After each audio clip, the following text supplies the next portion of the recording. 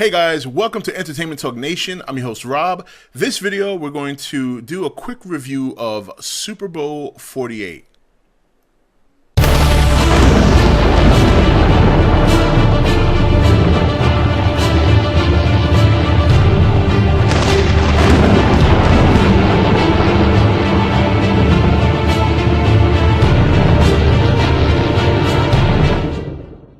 Okay guys, welcome back. So Super Bowl 48 is now over. 43-8. That's definitely a score I did not expect. I did expect a very, very close match, but you know what? This goes to show you that no matter how dynamic an offense, no matter how incredible the statistics for a passing offense, defense and running the ball always wins. In the end, it is the X factor that will get you a Super Bowl. I mean, the Giants proved this, and I'm not trying to be biased here. I know I'm a Giants fan, but let's be honest here. Back in 2007, when the Giants faced the undefeated Patriots in the Super Bowl, that's what they won with. They sacked Brady 3 or 4 times, and they ran the ball very well. That's what does it. That's what does it. And Seattle played their game. Every intangible you could possibly need to win a game happened for them. Special teams, they scored. Defense, they scored. And they had a very simple, balanced offensive attack. They threw the ball when they had to and made third downs, and they ran the ball solidly. I mean, Marshawn Lynch, he didn't get the stats that you would expect, but as a team, they ran the ball for 135 yards. They averaged 4.7 yards a carry.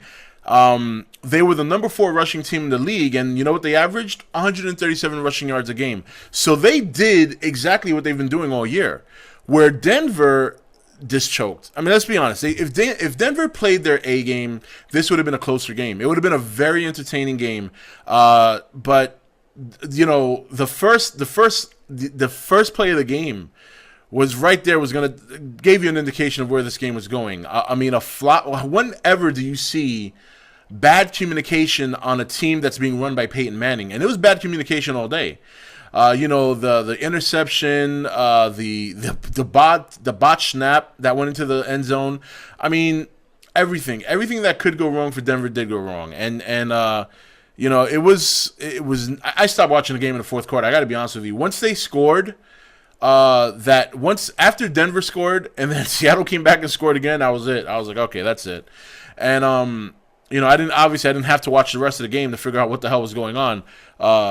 Seattle is very, very, their defense is sick. That's a sick defense.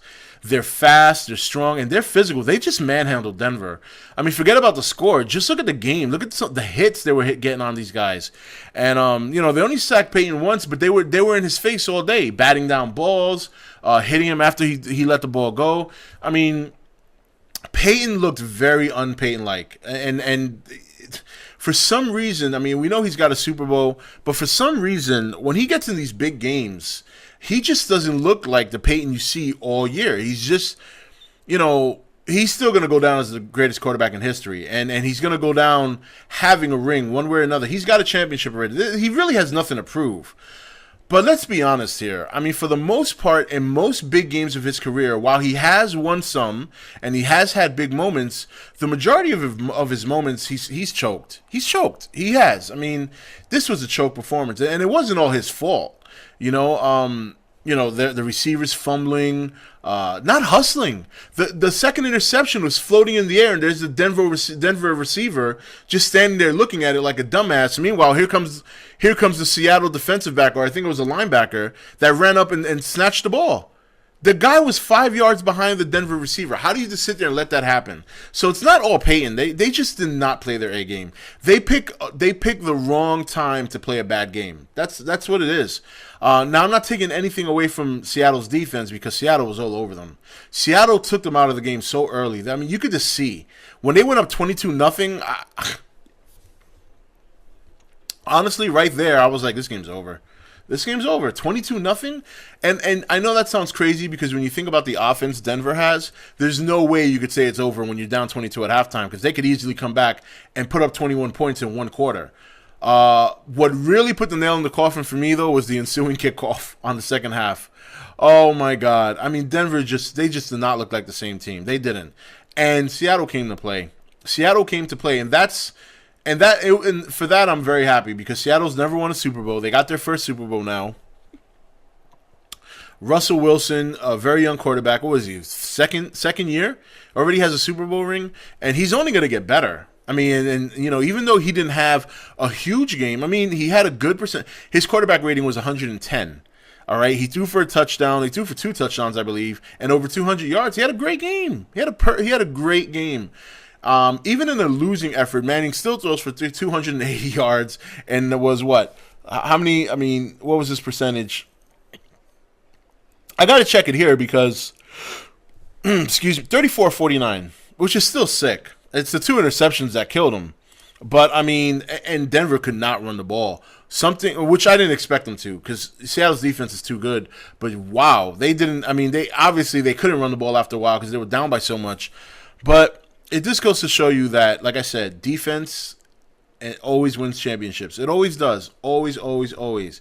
You got to run the ball. You got to have defense. The passing game will get you through the length of the season. But when it comes to crunch time and these dog days of winter during the playoffs and even though it was a beautiful night tonight, but in the rough conditions sometimes in these tight games, man, you got to control the clock, you got to run the ball, and you got to play defense and create turnovers. And that Seattle did everything you have to do in the book to win a Super Bowl. They created turnovers. They scored on special teams. They had a balanced offense, which ate time off the clock. Their play action was precise. Russell Wilson, hand to Marshawn Lynch. 3rd and 7, slant down the middle, first down. It was so simple. And it's not that Denver's defense played bad, but they were on the field too much. That first half, they were on the field way too much. And they did what they had to do to win. I just didn't think they were going to win by this much.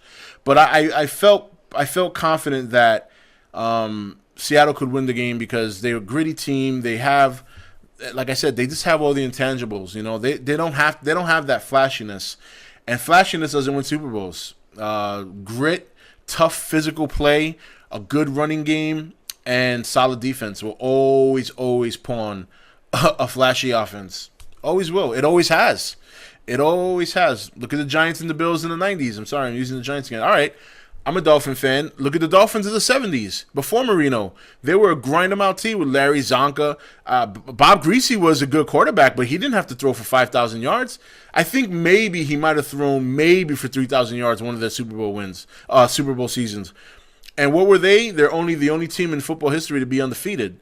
And they won. They were 14 or 15-0 that year, winning the Super Bowl, going 14-0 during the season. They won out. And that's because they just ran the ball. They had a 3-man team of just shoving the ball down your throat. That's what football is, shoving the ball down your throat. Hey, I love running the ball. I mean, I growing up and playing football in high school and all that, and my old high school ran a wishbone. It was a 3-man running back with an option. And the team, we used to rush for like 400 or 500 yards a game. It's great. But anyway, guys, it's